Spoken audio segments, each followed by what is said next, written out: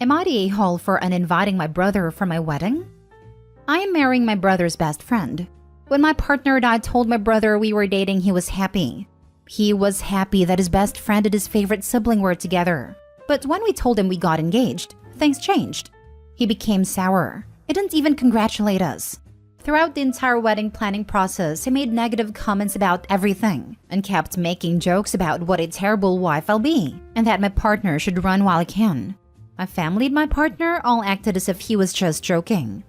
When we were 3 weeks out from my wedding, my brother asked me to come over to his place by myself. When I got there, he told me I needed to cancel the wedding. He kept saying he can't tell me why, I just need to cancel it. I was getting worried. Maybe he knew something about my fiancé and he was protecting me. But he denied it. He said my fiancé is great, but that I need to cancel it.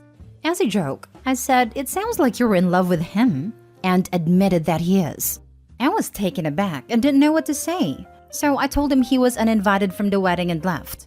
When my family and my fiancé's family found out I uninvited him, he told them it was because he insulted me.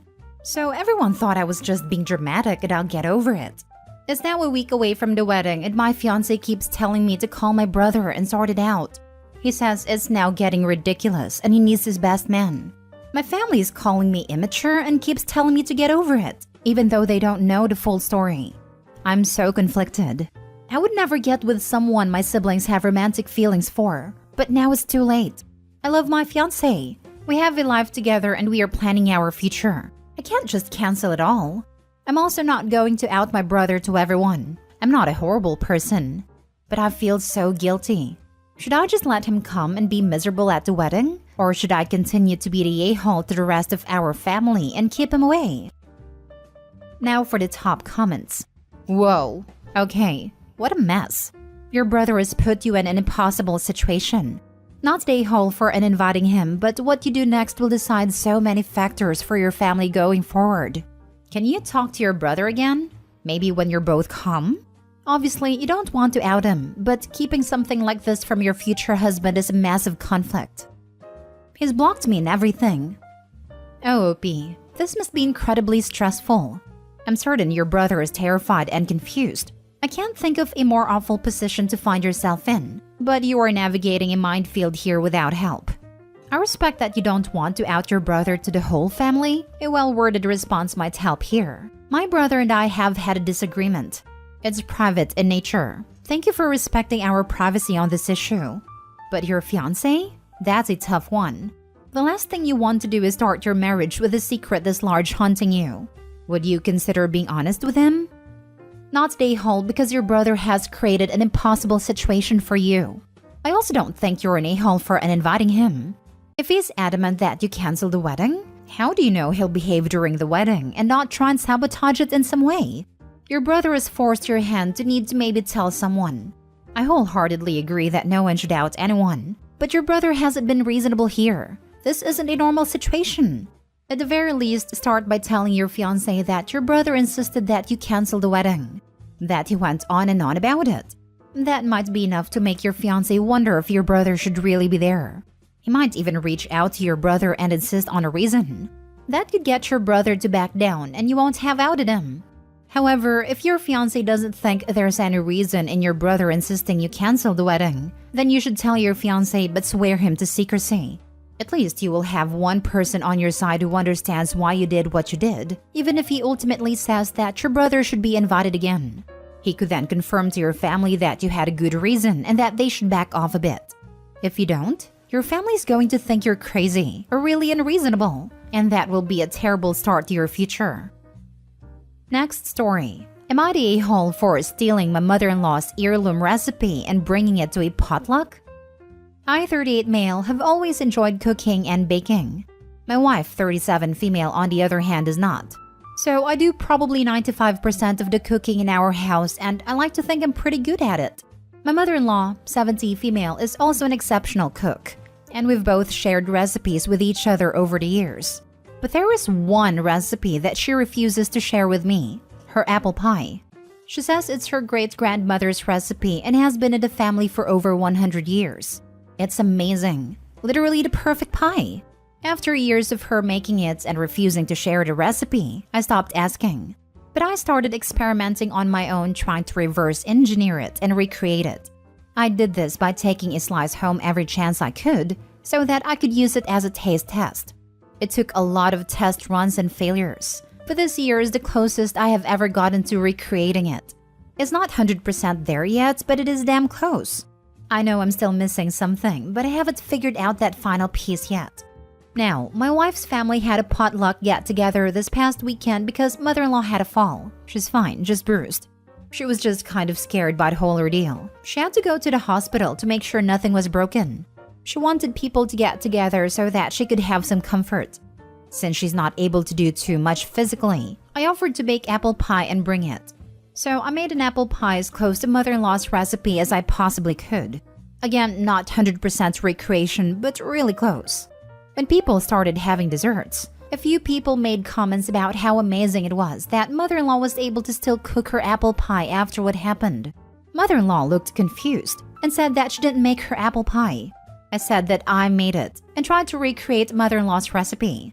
Mother-in-law said I couldn't have made it exactly like hers because she never gives out that recipe. I told her I didn't use her recipe. I've just been trying to recreate it the past few years. She tried a slice and immediately accused me of stealing her recipe somehow. I reiterated that I never got her recipe. I've just been trying to reverse engineer it, and that I know it's close but it's not there yet and something is still missing. But she was convinced that I stole her recipe somehow, and it started a fairly big argument that ended with me being asked to leave. My wife ended up staying behind to calm things down before coming home. When she got back, she was angry at me too. She said I should have known better than to bring something like that when mother-in-law is not in good shape. She said I got mother-in-law all wound up and irritated. Also that I could try and boost my ego and try to make mother-in-law look bad. She said I should know how much that recipe means to mother-in-law, and that it's one thing to try and recreate it at home, but I was totally in the wrong to bring it to a potluck like that when people are expecting mother-in-law to make the apple pie. Mind you, my wife was 100% aware I was bringing that pie. Edit. I seriously and honestly thought this would be a nice way to honor mother-in-law. There was no malicious intent behind my actions. Some of you are incredibly cynical to attempt to attach desires of revenge to malice when I was just trying to do something nice for mother-in-law when she's feeling down. Clearly, my execution was poor and it was received badly. But I had zero intention of showing up mother-in-law or trying to replace her recipe. I was just trying to do something nice. Softy or the a-hole / everyone sucks here. You knew it was a point of pride for her, hence her strange refusal to share the recipe. You should have easily made a next mental leap that bringing her pie to a family event would not be well received. You basically said, screw you, I'm getting the recipe anyway. She is definitely the weird one here, but you really should have known not to poke that particular bear. Edited to add, I don't blame you for reverse engineering the pie. I'm a fair cook, and consider anything I taste / see to be fair game for me to try. But you should have just kept the pie away from mother-in-law. It definitely was a read-a-room situation. This was not a place to debut as pie. How we didn't have the forethought to guess what her reaction would be after she's kept the recipe a secret all these years is beyond me. I'm going with your a-hole not because you recreated a recipe, but because you took the pie to the potluck knowing how much this elderly lady valued and took pride in preparing this recipe for the family.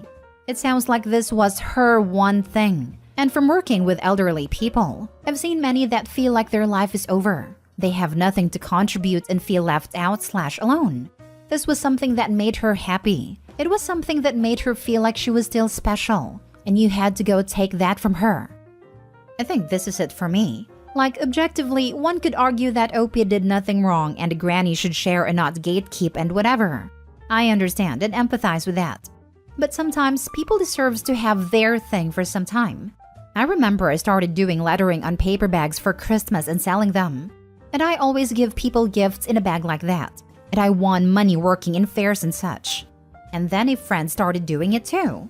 Objectively, I knew they had all the rights in the world and I had no business getting angry or whatever. And I never once told this to them or anyone, and I even encouraged them and gave them the tips to where to buy nice cheap pens. But inner me was like, but why did you choose this thing to do? So yeah, rationally Opie's not the a-hole, but morally he is. Edit 2. I think coming here was a mistake. Some of you are seriously mean people. I was just trying to do something nice, and you're making me feel like a total POS. Yes, I made a mistake in judgment, but it wasn't malicious. I think that's enough internet for today. Next story. Am I the a-hole for kicking my parents out of my house after telling them they had no right to speak about what my wife does and doesn't want? I, 30 male, am married to my wife Ellie, 29 female, and we are expecting our first child later this month. Background? Ellie and her brother Leo and late brother Josh were raised by my mother-in-law.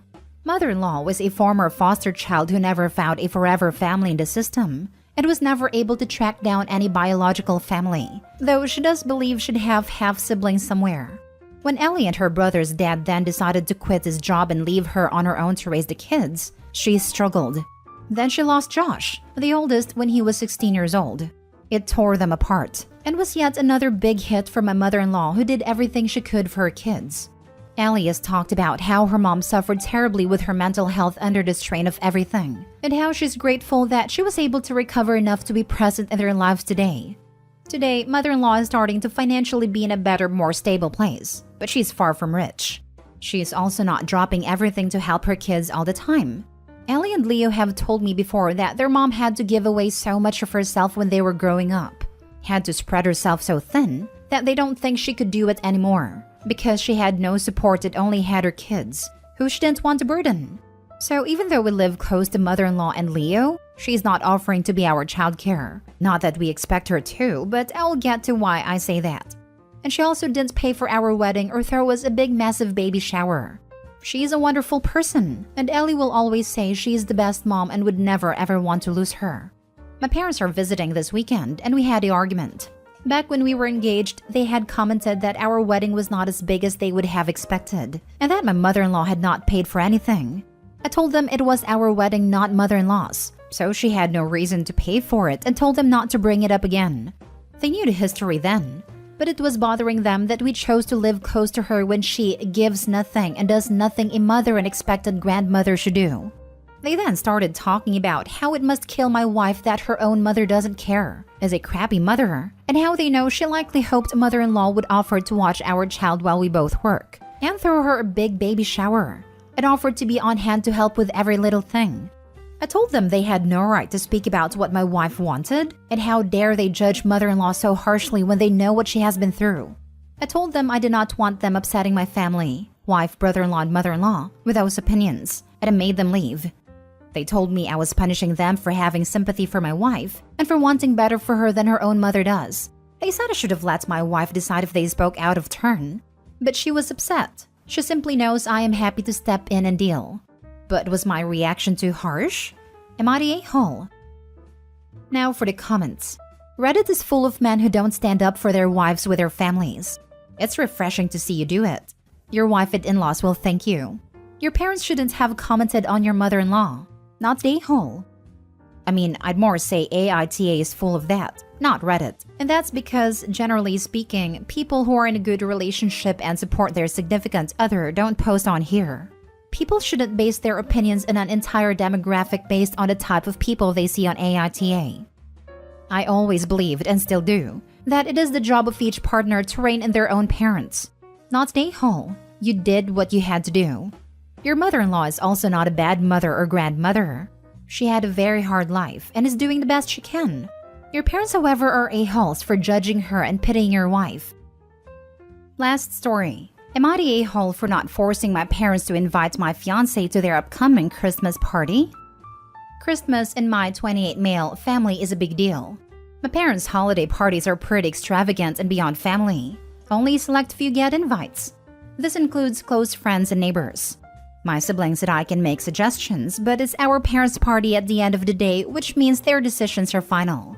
My parents also happen to be notoriously hard to impress. A few of my friends have made the invite list for the party before, but slowly as I've gotten older and lost touch with people, that list has dwindled down to just my longtime best friend and former roommate, Jordan, 32 male. We grew up in the same neighborhood, and he even worked at my dad's company for the majority of his 20s. While he's my friend first and foremost, he's clearly also a friend of the family. My parents love him, and have since we met when I was 15 and he was 19. I got engaged in September after dating my fiancé, 29 female, for around a year and a half. She wasn't put on a guest list last year, and she didn't see it as a problem since she was busy with her own family festivities. I hadn't really put much thought into what might happen this year, besides a brief mention to my parents about adding her sometime last month. As always, my parents emailed my siblings and I the final guest list on November 1st, in order for us to look over it and give our thoughts as they finalized the final numbers in preparation to send our invitations and RSVPs. As I looked over it this morning, I noticed my fiancé's name wasn't on there. An important note is that the party isn't the only Christmas celebration we had. I also stay with my family on Christmas night in order to open presents the next morning, and all significant others are invited to that. I told this to my fiancé and she was livid. She said it was beyond disrespectful that Jordan got an invite but she didn't, and that I needed to stand up to my parents. I told her it was their party, and they had a final say, but that Christmas festivities would still happen. This just gave her time with her own family again. Am I the a-hole? Edited to add, after texting them for a reason she was left out, my mom told me that multiple people had expressed distaste for her in the past, and that she was trying to minimize the amount of negativity/drama as much as she could. If I had to guess, I know who those people are, my sister and Jordan, who have both had slightly unpleasant interactions with my fiancé in the past where she claimed they were both stuck-ups. I now feel even more caught in the middle. You're the a-hole. Your parents have a right to invite whomever they want, but they are choosing to be incredibly disrespectful to your fiancé. If they don't think your future wife warrants an invite, you should not go. For your information, notoriously hard to impress is a euphemism for a-holes. I'm also guessing the fiancé is either a different economic class or a different race than Opie. Why did Opie's fiancé call them stuck up, I wonder? Opie, you're the a-hole here.